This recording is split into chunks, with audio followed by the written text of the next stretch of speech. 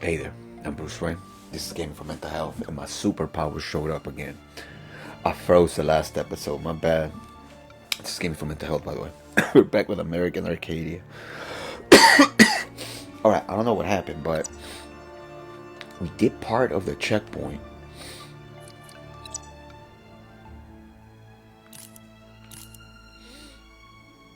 So I guess we're here, so I'm just gonna hit continue.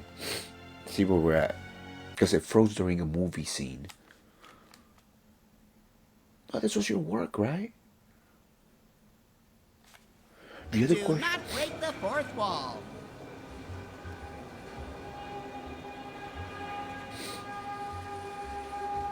We were supposed to get a badge. We missed that Grand little Hotel area, I Signis guess. station. Please watch your step when exiting the car. Jump, my dude. Wow, look at this place. This is majestic. Definitely. It's not called the Grand Hotel for nothing. Wait, okay. So I had this one question. Because they mentioned people coming in and getting a badge. Does that mean that there's people outside of Arcadia that come into Arcadia, kind of like a Disneyland park? And if so, how do they stop somebody from the outside who's coming in for like a... I'm looking for my hanky. Who's coming in for like, let's call it entertainment visit, from talking to somebody of the people that are living in there, like my man Choose it for Tyler luxury. Durden over here. The Signis is the only hotel in Arcadia with a monorail station built inside. I see. So, what's the plan now? Oh, yes. To get you out There's a like little any other robot. Arcadia I'm gonna need tourist, you sooner or you'll later. need one of those badges I told you about. Okay. Didn't you just say that all tourist areas are restricted unless you wear the badge? How am I going to get into your suite then? We'll have to slip you through the service zones and then get you to the room floors. Okay. Oh, I Okay. see. Yeah, actually it makes Makes sense. sense.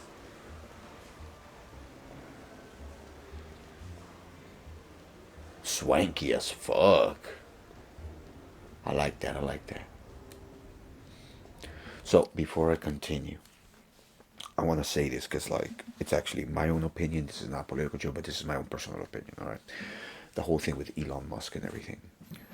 The only and one of the biggest markers I have for disliking that person is, one, the city where I'm from used to host the company he bought, X. I've seen that motherfucker. I've seen him walk around my neighborhood and everything.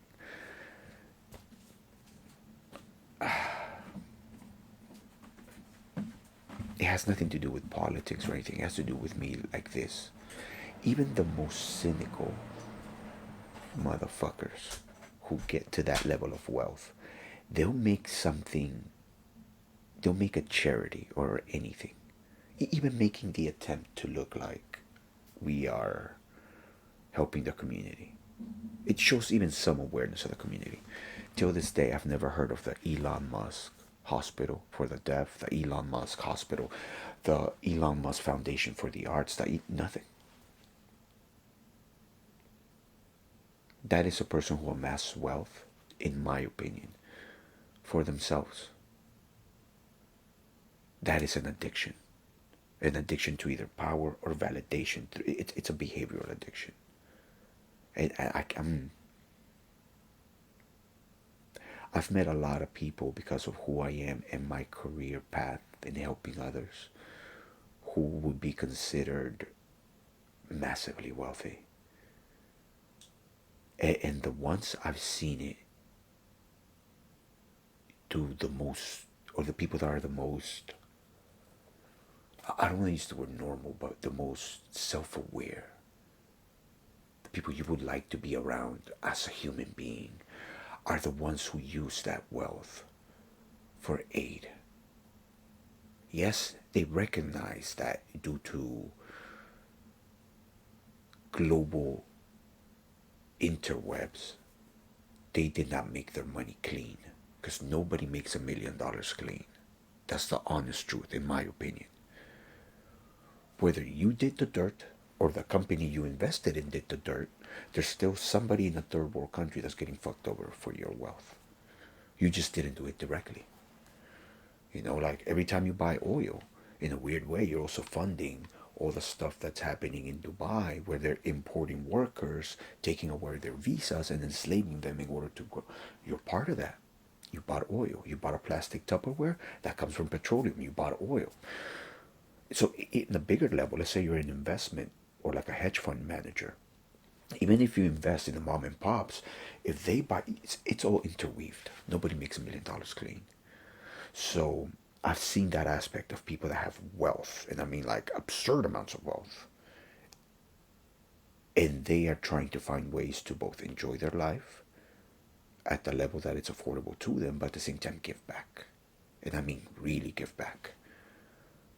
Then I've met the other side. People who it's an addiction. People who would literally rather be at work than spend time with their family to amass money, greed, money. There's an excellent film I just saw a couple of weeks ago with a friend about that. I think it's called American Wealth. It's a documentary. I'll try to post it in the description, but I've seen the other side, where money's an addiction, no different than heroin, meth, fentanyl, alcohol. No different. It's just a behavioral addiction. And like, to me, that's what Musk is. So it's like I make fun of that because I'm like, how can nobody else see that? That is a person in pain. And that is what I've seen most of the time happen with people that amass that level of wealth is this.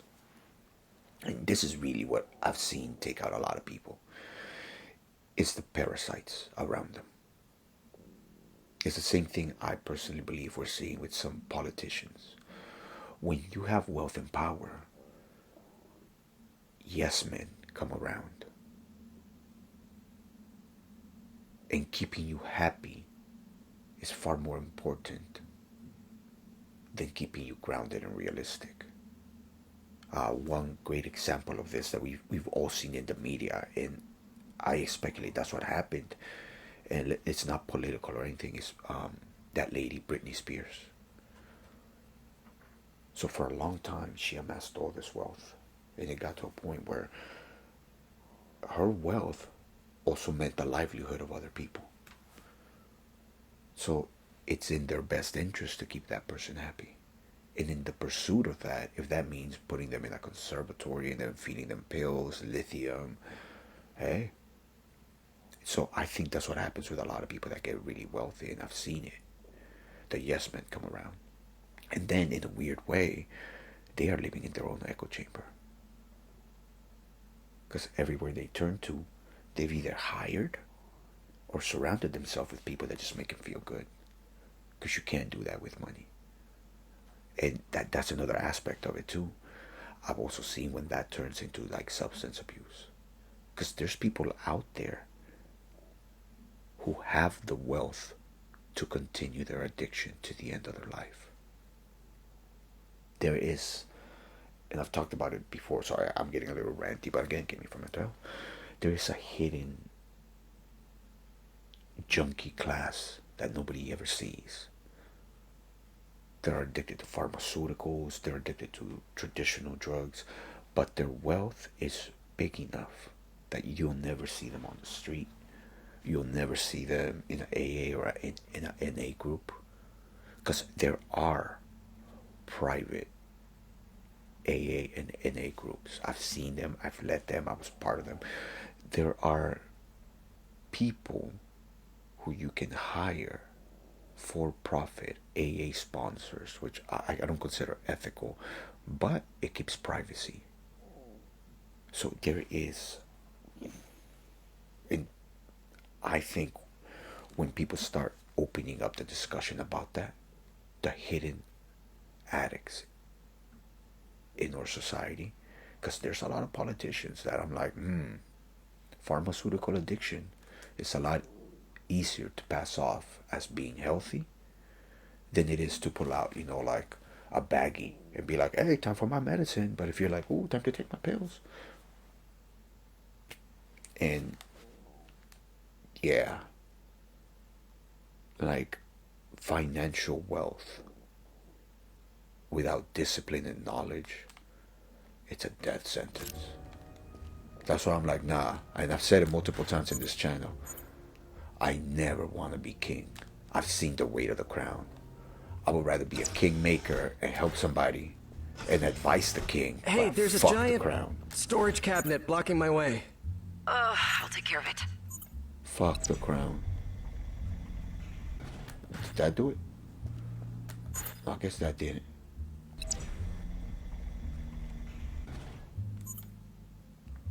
My dude, I need you to move here, because I'm afraid something's gonna happen.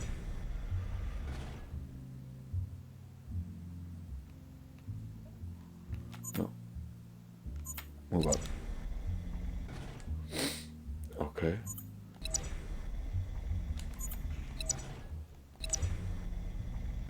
So if I move this here... Nope, nope, nope, nope. Up. Okay, my dude. Can you come here for a sec? No, no, no. I think I'm gonna crush you.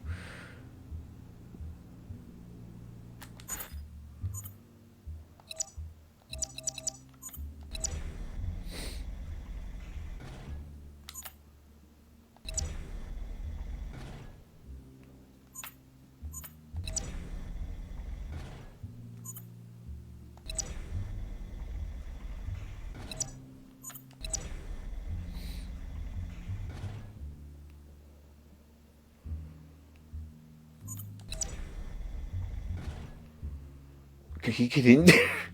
I don't want to hide him. No, that might be the solution. Hold on.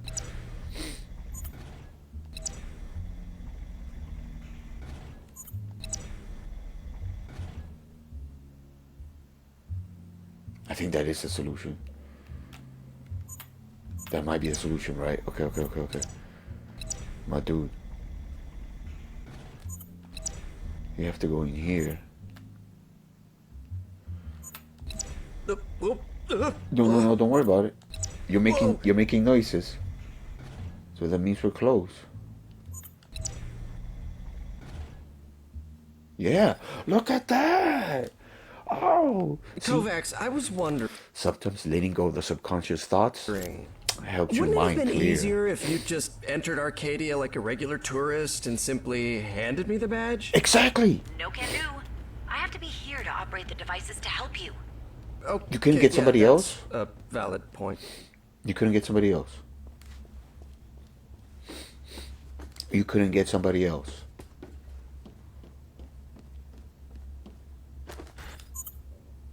Okay, let me jump. Okay, let me get up here.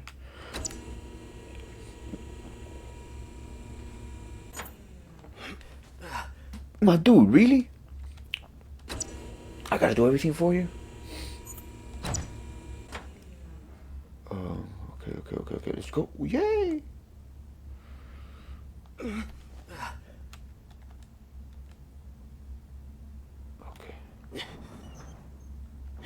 Oh, okay, I was about to say, I wanted to drop it on that. You guys want me to be peaceful? Yeah.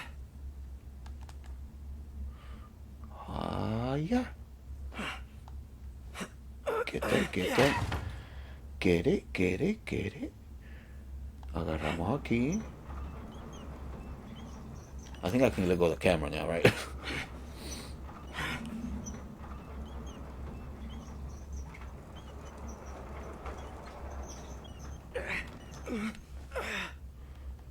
I like how this game has no collectibles, no little coins, no nothing. It's just straight plot. That's what's moving me forward. Move up. I'm hitting triangle.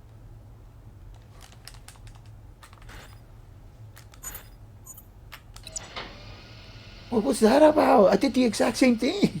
Kovacs?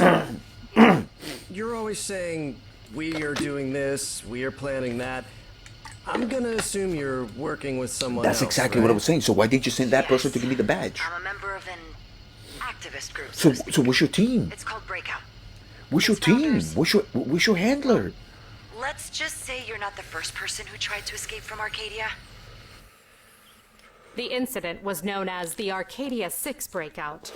Although the event has always been categorically denied by Walton Media, in January 1992, 6 Arcadia-born citizens successfully evaded the confinement measures and managed to escape from the city. Shortly after, Walton Media was the target of several boycott actions that resulted in severe financial losses for the company and reignited the debate about the ethical treatment of Arcadia-born citizens. Fuck yeah, they're people. A group named Breakout released a statement taking responsibility for the actions. Its leader, known only by his alias, Number 6, claimed to be one of the escapees in the 1992 incident. We will never cease in our struggle against Walton Media until the company listens and all Arcadia prisoners are released. And if our words are not enough to make them listen, maybe our actions will be. A struggle that today, almost 30 years after the Arcadia 6 breakout, still continues. It's a bending of the bars, right? Is that your logo, Breakout? Okay. I see it. I see it. Let's go, my man. Let's go. You could have moved. No dust. Mailroom? Get in there. My man, you are hella willing to be doing hella spy shit. I still think they just activated him. He was already an MK Ultra spy. Jesus, this is really high. Again. Yes. How? Why? Why are they gears like this here? Making me climb way up high. The most discreet route isn't always the safest one. Sorry about that. Thank you, everybody. You're being a terrific audience. Where the fuck are we? We're the Swans, and we hope you're enjoying our music this evening here at the Signis Grove restaurant. And now, for your enjoyment, here's an instrumental version of Merle Jefferson's Don't Be a Fool. Not that song again, damn it. What's the matter? Don't you like it? I liked it better before it became the theme song for Trevor Hill's Worst Day Ever. Oh, this is gonna be bad. Okay. Oh, everybody just saw me eat it. Okay, so white means I can jump, gray means I can't. Okay. Stay in the head, stay in the head. Good. Beak. Stay in the beak, stay in the beak. Look at that, and I'm helping out with the show. Stay in the beak, stay in the beak. No, we still got this one. Good. No. Get the head. I should do it, right? Okay, now you'll fuck me over. You'll fuck me hella over.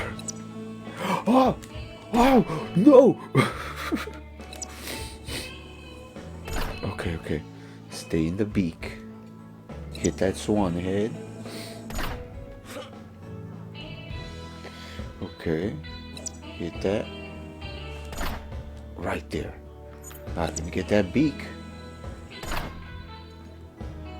Let me get that beak again. This should do it, right? Do I gotta just run it? Okay, I'm looking at this wrong then.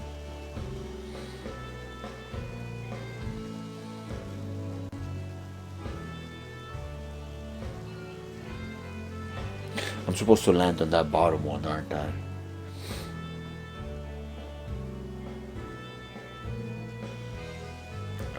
Okay. Let's think about this differently.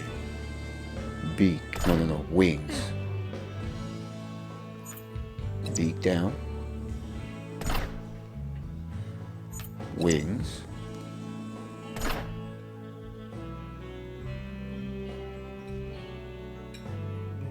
I think this is it. Okay, hear me out. If I go down this one, I'll land on the bird head, right? That's it. I got it. I just didn't think it fully through. Okay. Give me beaks. And then give me wings. Give me beaks. And then give me wings.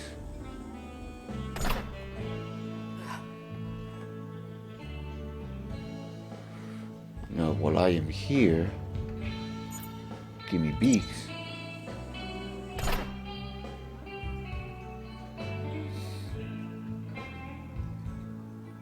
No, wait, this one could land me to this one.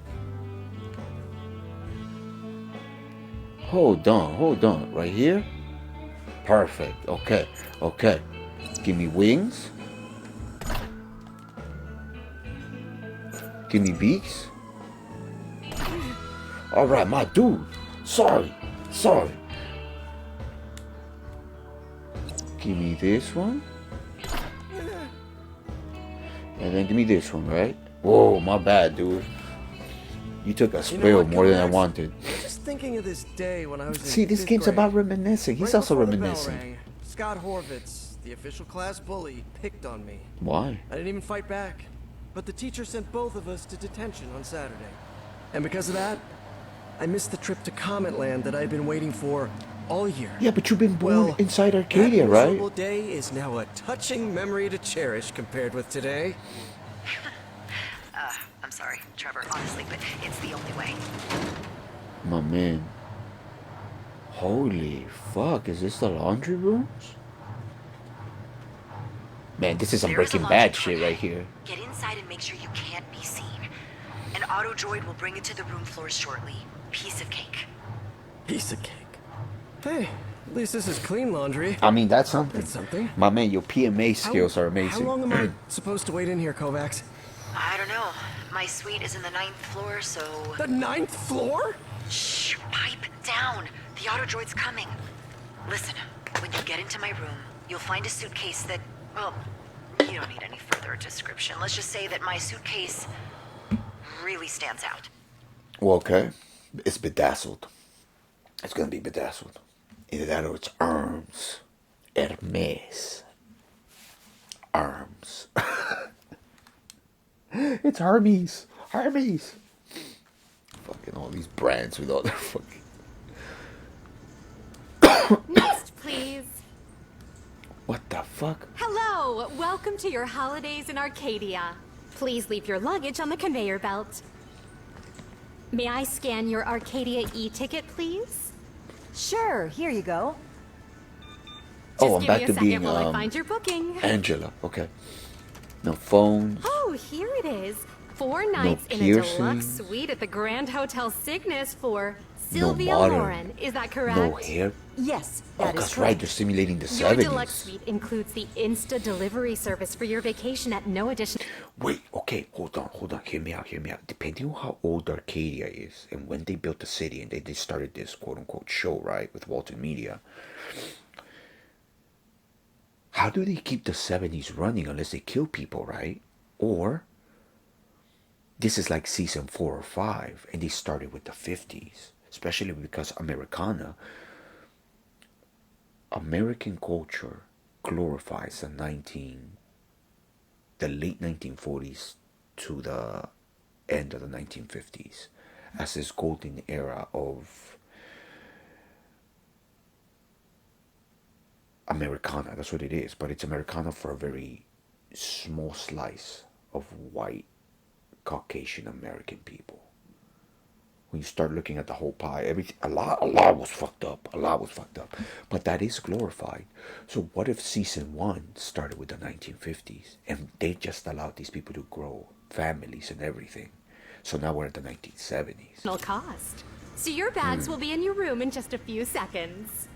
Oh, wow. That's convenient.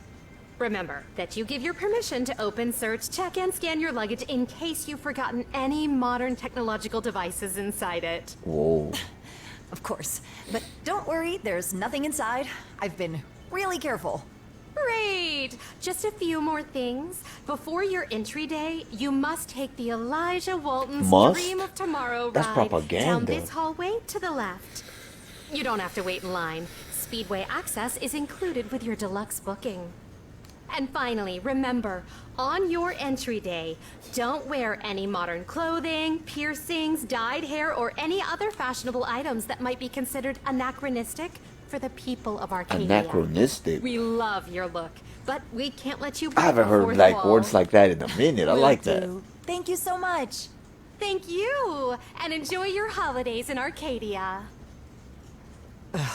2 more seconds of corporate curtsy and I would have puked rainbows.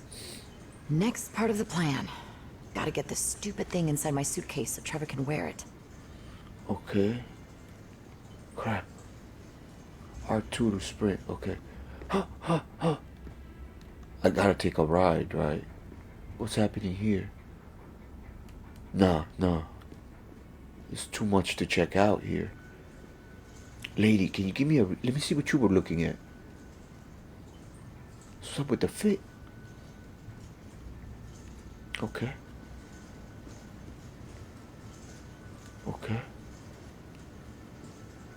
I do like the people design for this. I don't know what this art style is called, because it's like not low poly. I mean, I guess it is low poly, but stylized? Oh. Nice. A replica of Walton's electric car. Nobody knows where the real Walton mobile is. Yeah, electric cars have been around for like a long time.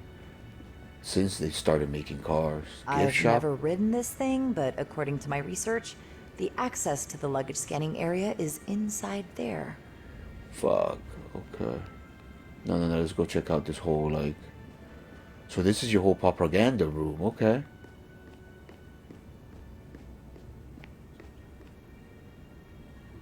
And that's your Mickey Mouse. See? Okay, Elon, this is what you're fucking missing.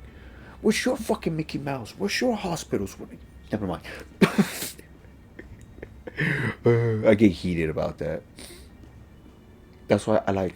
When I tell people I am happy where I am, and the amount of power that has been given to me, the amount of responsibility, because I've seen it.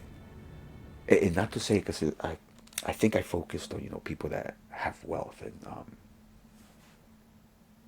misuse it, or how it can be damaging and detrimental to them. On the other side, even the people that are responsible with their wealth, I've seen how much work it takes to keep that wealth and maintain it, and you're always working, and there's stress about it the second you have anything and you let people know,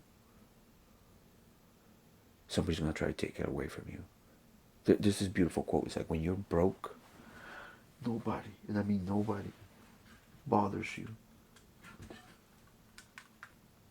Oh, the battery ran out. Oh, that might be episode. Okay, so when you're broke, nobody bothers you. Nobody comes looking for you, because you got nothing, right? Let's make that one like that. Yeah. But the second you have money, somebody's like, hey, I have something to sell you. Would you like to stay here? It's so much work. And you know, I've seen the back end. I've helped people when they're like, I'm depressed because this and this and this and this and that and that. And I'm like, oh, I get it. And then the slap in the faces is when they tell you, I can literally buy and afford anything I want, and I still feel like this. And that's when you realize, fuck. And I've seen it. Like, I've had people like I say, I've been kind of like a dick therapist sometimes. Where like, I don't know, my wife's gonna leave me. And I'm like, go buy some Fendi. Won't you go buy? No, I'm just kidding. No, but it's like that. There is stuff.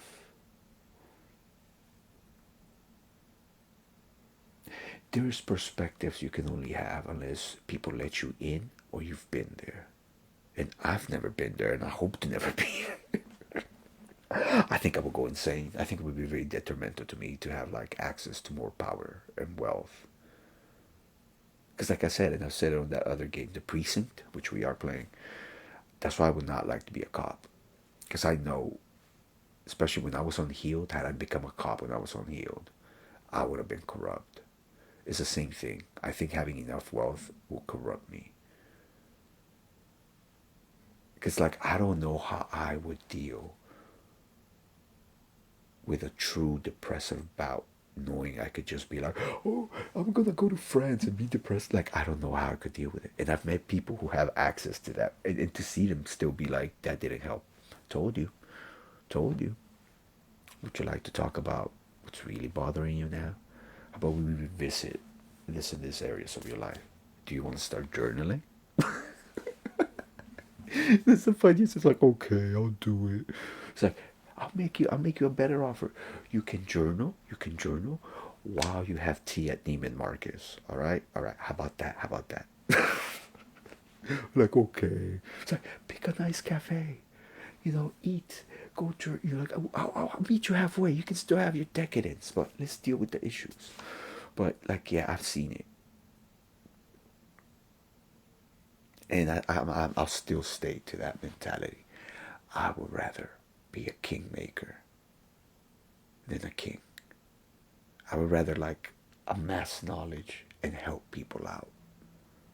And it took me a long time to find out like that's kind of like the path I want in life, and the path that kind of like unfolds more easily for me. I find less resistance in my life when I'm helping others. Case in point, and I'll leave it at this. Case in point, one of the biggest things that took me a long time to figure out was this. I had to sit down and journal about it.